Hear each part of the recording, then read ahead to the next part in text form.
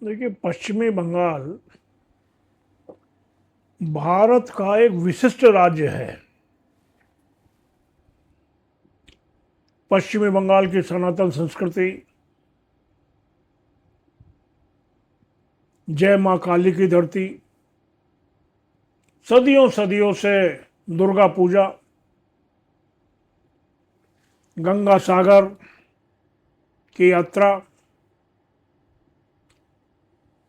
Howrah bridge, मेरा बंगाल आना जाना निजी रूप से व्यापार के लिए कपड़े से पिलखुआ से काफ़ी रहा है।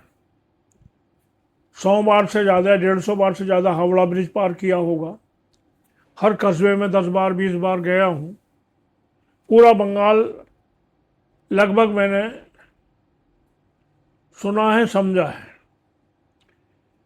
भारतीय संस्कृति, महिलाओं का सम्मान, बुजुर्गों का सम्मान, परिवार के सहित सभी तीर्थ स्थानों पर जाना बंगाल की विशेषता है। सम्मान बहुत है महिलाओं का, बहुत ही इज्जत के साथ में रहना और सबको सम्मान देना। वहाँ पिछले काफ़ी लंबे समय से, मुझे तो जब से ध्यान है, जब लाल झंडा चलता था, एम्बेसडर गाड़ी की जो फैक्ट्री थी वो भी देखता था, ट्रेन में बैठा बैठा जब हावड़ा जाता था, कैसे वहाँ के उद्योग बंद हुए। उसके बाद में कांग्रेस की अर्घ, अब्दुल गनी खान चौधरी का कलियाचक, ये सब मैंने देखा है। मालदा, ये सब क्षेत्र मैंने 50 बार गया हूँ। मालदार, कलियाचक, धूलियान और ये सब, जिसका मुर्शिदाबाद आप नाम कहते हैं। वहाँ एक लंबे समय से लोगों के अंदर रोष था। हमारी जो हिंदू आस्था है उसका जो है अपमान, तुष्टीकरण, बांग्लादेशियों का निरंतर बांग्लादेश से भारत में आते चले जाना, बांग्लादेश के लोग जो है बंगाल के माध्यम से घुसे और बाद में गाड़ी में बैठ के देश के कोने कोने में पहुंच गए। एक बहुत बड़ा षड्यंत्र भारत के साथ में चल रहा था। किशनगंज बीच में एक बिहार का स्टेशन है, इधर भी बंगाल है, रायगंज, उधर भी जो है इस्लामपुर बंगाल है। दोनों के बीच में सिलीगुड़ी से पहले ही आता है। अगर पूर्वोत्तर को देखा जाए तो किशनगंज से गलियारा वो काट दो तो पूर्वोत्तर भारत से खत्म हो जाएगा। उस महत्वपूर्ण जगह को बांग्लादेशियों ने अपना पूरा अड्डा बना लिया।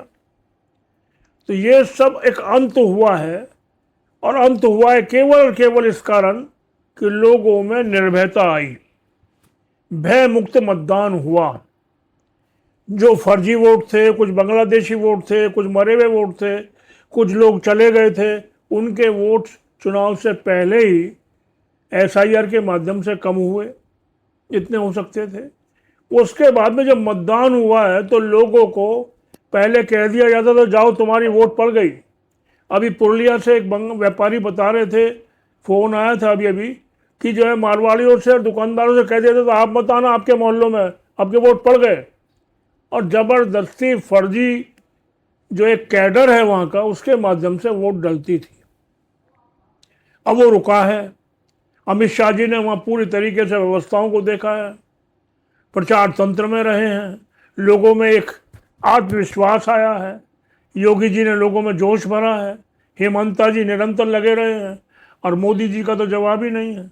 मोदी जी ने वहाँ झाल मुरी खाई। अरे मैंने भी सैकड़ों बार झाल मुरी खाई है। कलकत्ता से वर्धमान बैठो, चाहे इधर टाटा की तरफ बैठो, चाहे इधर कहीं भी बैठो, आसनसोल की तरफ बैठो, हर तरफ जब जाओगे पहले झालमुड़ी वाला आएगा, फिर चाय वाला आएगा। वो झालमुड़ी वाला 10 रुपए की चाय झालमुड़ी खिलाता था, और उसके तुरंत बाद एकदम आदमी का मन करता था यार मिर्च का मुंह हो गया, चाय पियेंगे तो अच्छा लगेगा, पीछे पीछे चाय वाला आता था। तो मोदी जी चाय वाले और वो झालमुड़ी वाला, उन दोनों का तो पुराने समय संबंध है। बहुत अच्छा किया, भावनाओं का सम्मान हुआ, गरीब की भावनाओं का सम्मान मोदी जी ने किया। तो ये जो चुनाव है ये सुनिश्चित लग रहा था, खबरें आ रही थी, मैं रोज़ाना मेरी उन क्षेत्रों में बातचीत होती रहती है।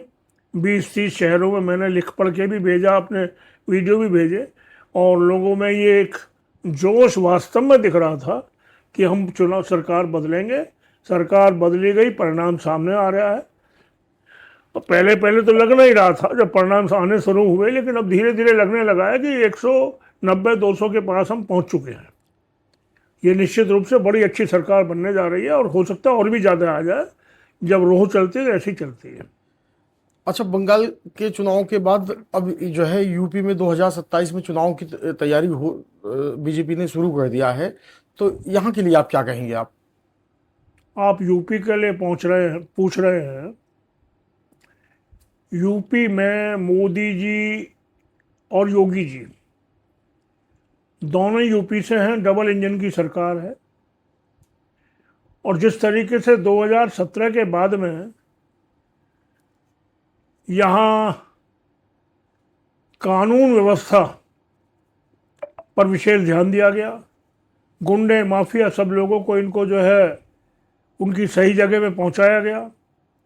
चाहे छोटा दुकानदार हो, व्यापारी हो, दुकानों में बैठा है, मातृशक्ति हो, महिलाएं हो, सबको सुरक्षा का जो वातावरण मिला।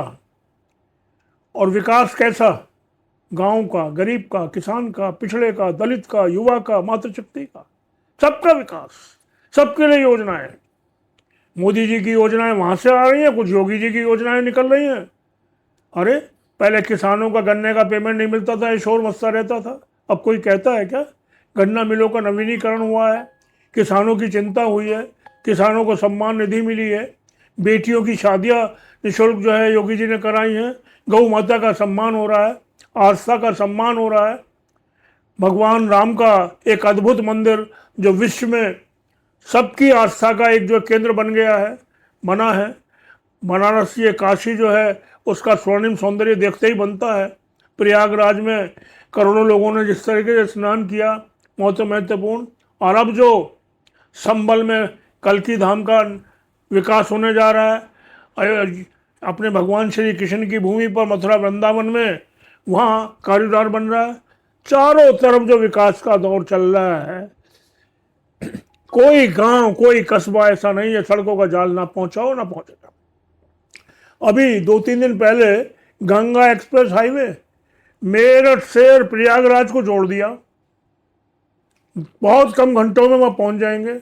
औद्योगिक विकास होगा, व्यापार का विकास होगा, सड़क के दोनों तरफ बस्तियों का विकास होगा।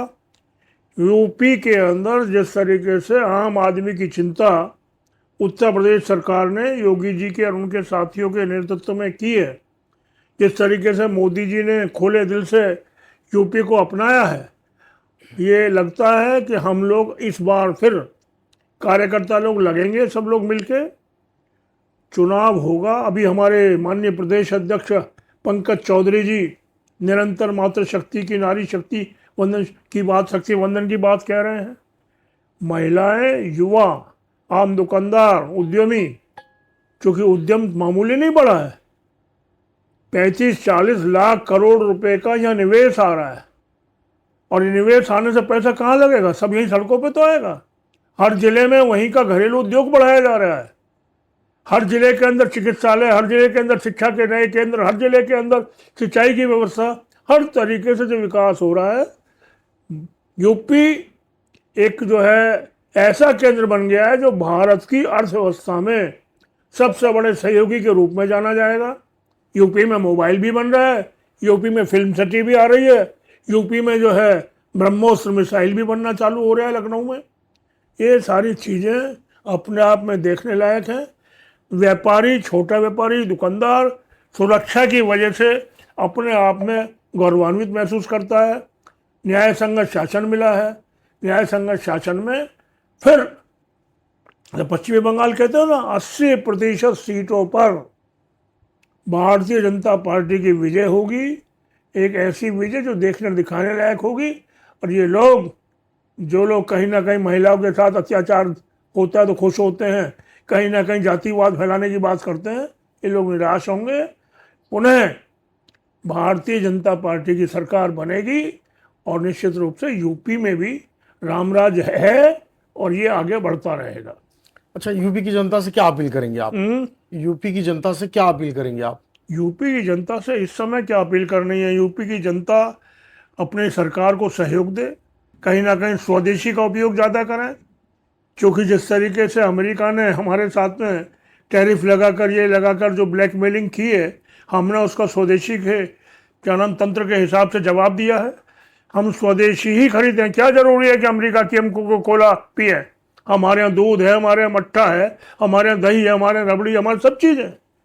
भारत एक सशक्त देश है और हम जो है यही कहेंगे कि विदेशी तंत्र को छोड़कर स्वदेशी को अपनाते हुए, सरकार को सहयोग देते हुए, मजबूती के साथ उत्तर प्रदेश वासी भारत की तरक्की के लिए, सशक्त भारत, स्वाभिमानी भारत, समृद्ध भारत, ऐसे भारत के लिए सब मिलकर आगे बढ़ाएं।